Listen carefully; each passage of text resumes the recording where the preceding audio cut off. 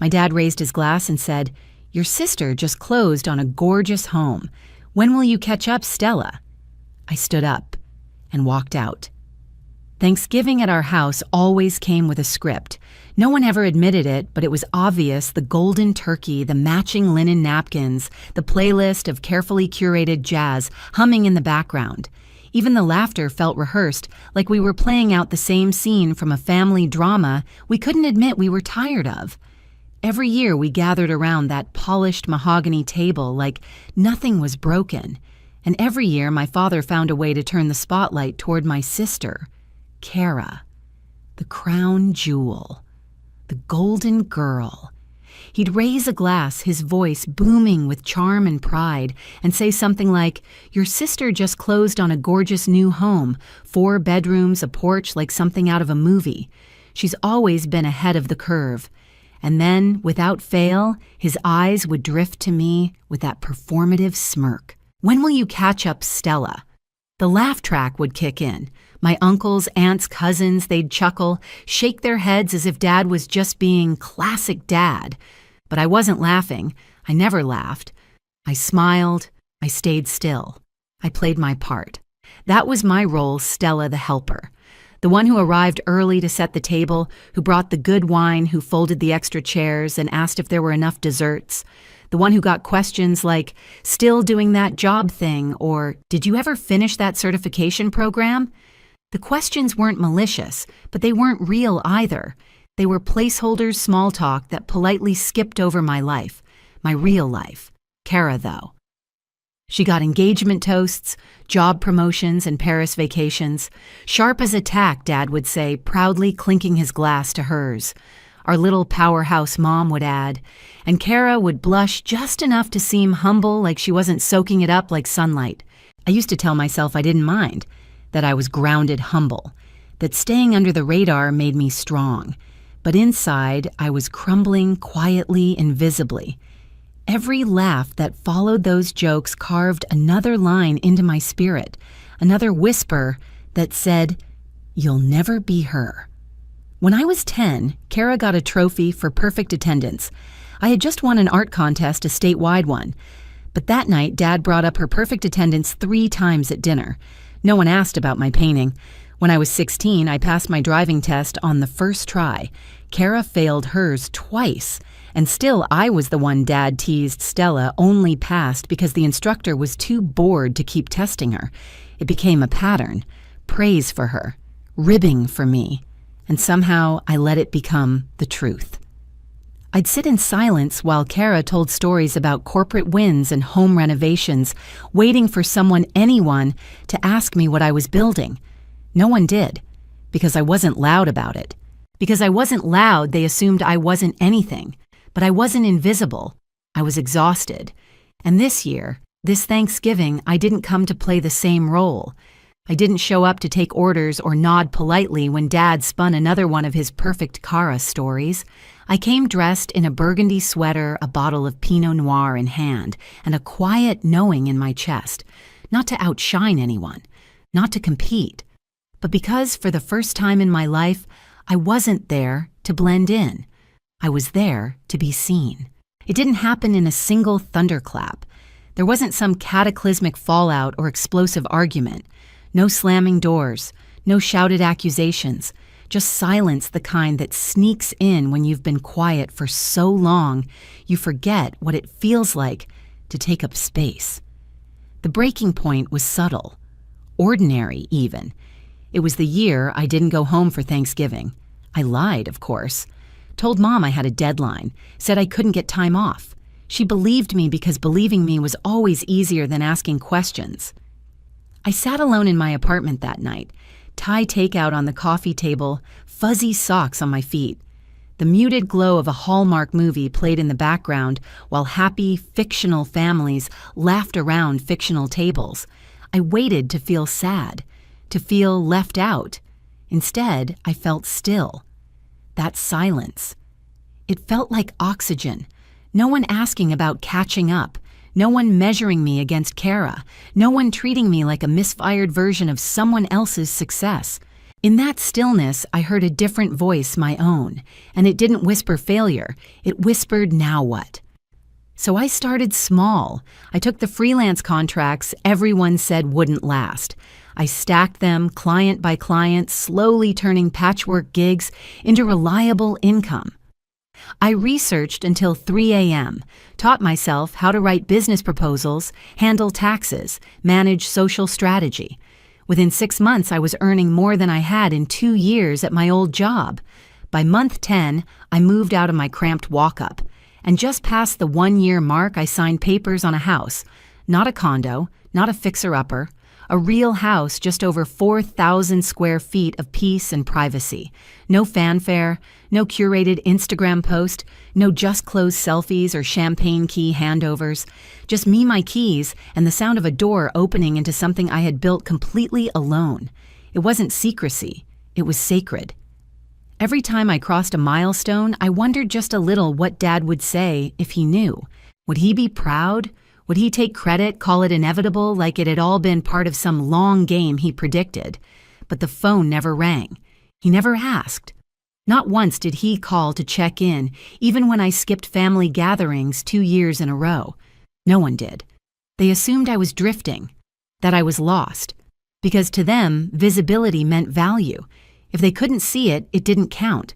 If it didn't look like Cara's life, it wasn't worth noticing. That used to burn deep, corrosive, but lately, it just made things clearer. I had been climbing my own mountain all this time. Just because they were staring at a different peak didn't mean mine wasn't real. So when the Thanksgiving invite came again this year, I hovered over the RSVP button, thumb shaking. I almost declined. But then I thought about that dinner table, that script, that polished set where I'd always played the background role. And I decided I was done shrinking. I didn't need applause, but I refused to be erased. So I clicked yes. And when I walked through that door wearing confidence like a second skin, I didn't do it to rub anything in. I did it to reclaim space, to take back the air that had always been mine to breathe. The house looked the same. Of course it did. Mom's perfect table setting, Dad's carved turkey routine, the ambient jazz, the clink of silverware, Cara's laugh, flowing like a well-rehearsed melody. But I was different. I walked in with a bottle of Pinot Noir and a steady heart. My cousin Abby caught my eye from across the room and gave me a warm smile. "You look amazing," she whispered as I slid into my seat at the far end of the table. I smiled back. I didn't need her to say more. I didn't need validation, but it felt good, like someone had finally noticed. Dinner unfolded in its usual rhythm. Platters passed polite conversation. Dad's jokes filled the air. Trevor, Cara's husband, chuckled too loudly too often. Mom buzzed around the table like a hostess with something to prove. I kept quiet, calm. I watched the way everyone floated in orbit around Cara, like she was the center of some unspoken system we'd all agreed on decades ago. But inside me, a truth sat steady. I didn't belong in that orbit, not anymore. Then came dessert, pecan pie, Dad's favorite. And right on cue, he set down his fork, dabbed at his mouth with a napkin, and raised his voice just enough to demand the room. "Well, your sister has some big news," he boomed. "Cara just closed on a gorgeous new home. 4 bedrooms, granite countertops, wraparound porch, everything." "Oh, wow," Aunt Carol gushed.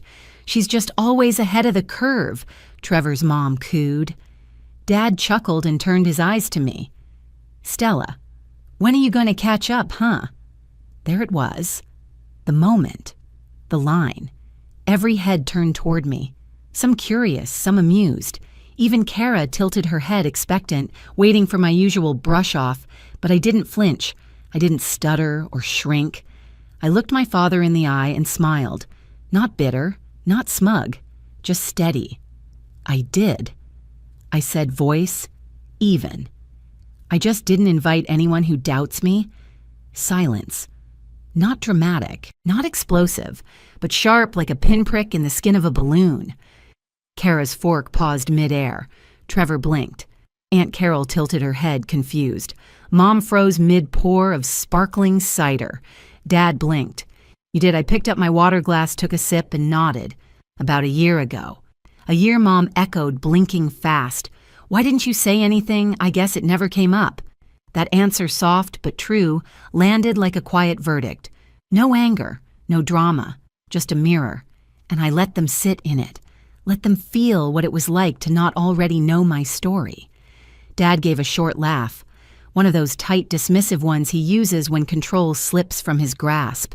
Well, he said, waving a hand, that's cryptic. It's not. I said, tone calm. You asked. I answered. He glanced around the table like he was trying to read the room, reclaim some unspoken authority. So what, you bought a house? He asked, voice dipped in doubt. I have, I replied. Paid in full. That did it. The air in the room shifted. It wasn't jealousy, not yet. It was confusion, recalibration. Aunt Carol let out a soft, "Oh." Trevor blinked again. Cara's posture straightened, defensive. Dad gave a brittle laugh. That's a lot of space for someone on their own. Maybe I said reaching for a role, but like I said, no mortgage. So it's not really a burden. Still no anger. Just truth. The silence wasn't awkward. It was adjusting, like the room was slowly catching up to a reality they hadn't even considered, and I let them. I didn't rush to soften it, didn't pad it with self-deprecation. They had spent so long scripting who I was. Now they had to face the unscripted version. Dad didn't know what to do with the silence. He fumbled for a tone, humor, disbelief, maybe even praise, but none of them landed. I watched as his smile flickered, then faded altogether. Cara was the first to speak. Of course she was. That's great, Stella, she said with the kind of syrupy sweetness that tried to sound supportive but landed hollow. Buying a house is a big deal. You didn't want to share that with your family? I met her gaze directly. You mean the family that only ever asks how close I am to being like you? Her expression cracked just slightly. A flicker in her eyes, a shift in her jaw. I didn't hide it out of spite. I continued. I just didn't feel the need to explain myself anymore. Dad leaned forward, trying to pull the conversation back into something he could steer. So what kind of work are you doing now? I thought you were still freelancing. I was. Now I run my own consultancy. 6 clients under retainer. Mom blinked. 6? I nodded. Financially independent, no loans, no help. Dad sat back in his chair like he'd been hit with a gust of wind. Well, he said, latching on to the one thing he could. Cara's neighborhood is fantastic. Great schools, great long-term investment. Totally, I said, voice light. Although technically, it's not her name on the deed. The table fell still. Cara's mouth parted. Excuse me? I kept my tone neutral. It's just what the records show. Trevor signed the mortgage. It's public info, you know. Registry of Deeds. Trevor flushed, looking like he'd rather disappear into his mashed potatoes. We're married, he mumbled. It's our house. Of course, I replied. But we both know how banks work. Cara's voice sharpened. Why would you even look that up? I didn't, I said. Someone sent it to me. Months ago. Said it was funny how I was always the one being compared, when I was the only one not owing a bank anything. Dad raised a hand. Okay, this is getting out of hand. No, I said quietly, it's finally honest. And that's when I saw it, that flicker in Dad's eyes. Not anger, not pride, doubt. For the first time, he didn't know who the golden child at the table really was. Cara crossed her arms, her voice tight. I never asked to be compared. I nodded, neither did I. But it happened anyway. Every holiday, every birthday, every time someone looked through me to get to you. The table was silent. I could hear the hum of the refrigerator from the kitchen. I'm not attacking, I said. I'm just done pretending. I reached for my glass and took a slow sip. I built something real. I just didn't need an audience to clap for me along the way. No one moved. Cara looked like she was holding her breath. Trevor's face was frozen, his fork untouched. Mom dabbed at the corner of her eye with a napkin, lips trembling. And Dad looked older than I remembered. Not physically, just smaller, like a man who had built a worldview on a foundation that just cracked beneath his feet. Cara's voice came back low and brittle. For someone who didn't want attention, you sure timed this pretty perfectly. I tilted my head. I didn't time anything. You asked when I'd catch up. I simply answered. Trevor shifted uncomfortably beside her. Let's not make this a competition. It's always been a competition, I said gently, just one I wasn't told I was in. That hit the table like thunder. Even Mom glanced at Cara, really glanced at her for the first time, uncertainty behind her eyes. I kept going. I worked 12-hour days for 3 years, no vacations, no backup plan.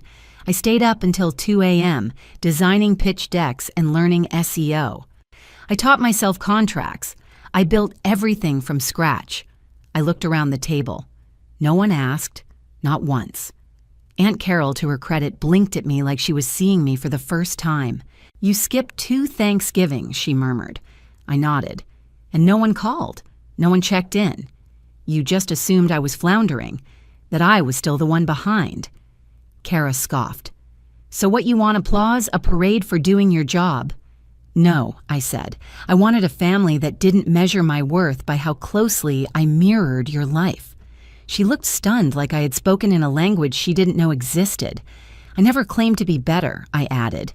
But you all made it very clear I was somehow less. And I believed it, until I realized your standards had nothing to do with me. The table didn't move. No one blinked. No one reached for their wine. You praised what you could measure: square footage, job titles, curated photos, but not resilience, not risk, not doing the hard things in silence. Dad finally spoke, voice low. Why didn't you just tell us I turned to him? Because it wouldn't have mattered. You already decided who I was a long time ago. You put me in a box labeled still trying and never looked inside. He inhaled sharply. That's not fair. It's not about fairness, I said. It's about pattern. Then I turned to Cara. You're not the villain, but you've never once used your voice to shift the spotlight. You stood in it because it was handed to you and never asked why it was so one-sided. She stared at me. Guilt flickered in her eyes. Or maybe it was something deeper. Recognition. I didn't know, she said quietly. You didn't ask, I replied. And you never wondered why I stopped showing up. Mom's eyes welled up her napkin, trembling in her fingers. Stella. I didn't realize, she said, voice cracking at the edge. I know I replied not with spite, but with exhaustion. That's the problem. The silence that followed wasn't confrontational. It was recognition, the sharp, undeniable kind. The kind that echoed in the quiet between words. Everyone at that table was suddenly aware of something they had refused to acknowledge. I had grown. I had arrived. And they hadn't seen a thing. The air felt different now. Not heavy, not awkward. Just honest. I sat back steady, no longer trying to force understanding or reach for empathy that had never been offered. There was power in letting people sit with their own discomfort. I'd spent years holding space for them, patting their egos, laughing at jokes that chipped away at me 1 year at a time. I wasn't doing that anymore. Cara's voice broke the silence again, barely above a whisper. I didn't know you felt that way. I tilted my head. Did you ever ask? She blinked. I just thought, you liked being low-key, that you didn't care about this stuff. I don't care about stuff, I said. I care about being seen. Not for what I post, not for what I wear, just for who I am. Trevor looked at Cara, then at me, his voice awkward. You really paid it off, the house, I nodded. Every cent, no loans, no cosigner, just me. He leaned back, stunned. Damn. Cara looked like she was unraveling internally, her well-practiced poise faltering. So you came here just to drop that on us, to make us feel bad? I shook my head. No. I came to dinner because I was tired of pretending I was still trying to catch up. I'm not. I just never asked anyone to clap for me along the way. Aunt Carol shifted in her seat. You always seemed so quiet. I was quiet, I said. Not small. And that's when I looked to Dad, really looked at him. The man who had spent decades measuring me against a checklist, only he understood. "You wanted me to catch up," I said, "but I was never behind. You just never looked." His face slackened, and in that moment, he looked like someone trying to reconcile two versions of a story he thought he knew. "You're right," he said, barely audible. That was all I needed. I folded my napkin and stood. The movement was smooth, deliberate. My heart wasn't racing. I wasn't walking out of rage. I was walking out because the chapter had ended. Mom stood slightly. "Stella, wait." I met her gaze with something softer than she expected. "You always wanted me to come home," I said gently, "but never once asked if I was okay. You just wanted updates you could brag about, not the truth of who I was becoming."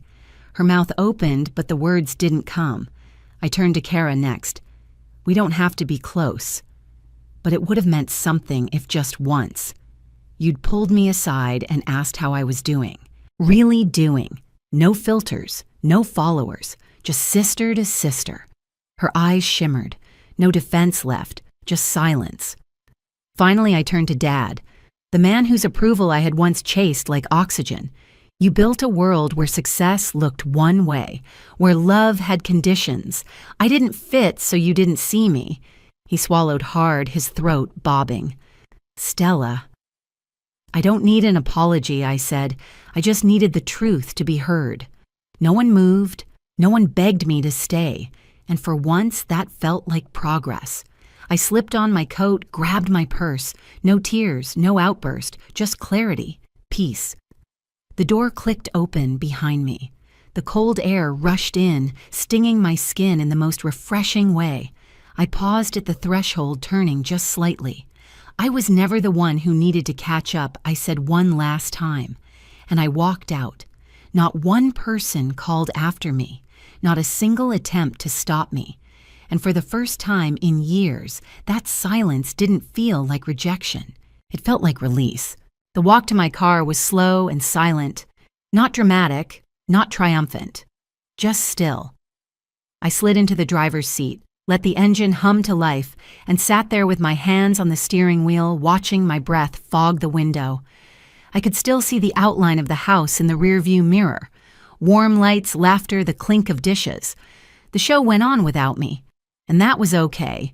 For so many years, I thought leaving meant failure, that if I walked out, I was giving up. But as I sat there, engine purring beneath me, I realized something. I hadn't walked out to escape them. I had walked out because I had finally found myself, and I wasn't willing to leave her behind to keep playing a part in their script. Out here in the cold evening air, I wasn't the girl with the folding chairs. I wasn't the forgotten sister or the unfinished version of someone else's success. I was Stella, the woman who built her life quietly, completely, and without compromise. There was no applause, no spotlight. No, we were wrong. But I didn't need it anymore. I remembered something my grandfather once told me when I was 13, sitting on his porch while everyone else took family photos I wasn't invited to. He leaned over, handed me a mug of hot cocoa, and said, "You don't have to shine in their light. You just have to stop forgetting you have your own." That voice echoed in me now, strong, clear. I had spent so long trying to be understood. Now I just needed to be true. They could stay at that table passing pie and pretending nothing cracked. But something had, not in anger, but in awareness. The way a mirror breaks when it finally reflects too much truth. And when they eventually sat down next year, maybe they'd notice the empty chair. Maybe they'd remember what was said, not because it was loud, but because it was real. Maybe Cara would finally wonder what it cost me to sit silently year after year. Or maybe she wouldn't. Either way, I was free. No more proving, no more shrinking, no more waiting to be seen in a house built to overlook me. Because I wasn't behind. I had already arrived, and I wasn't going back. Have you ever been made to feel like the afterthought at your own family table? Like your quiet success didn't count because it didn't come with applause?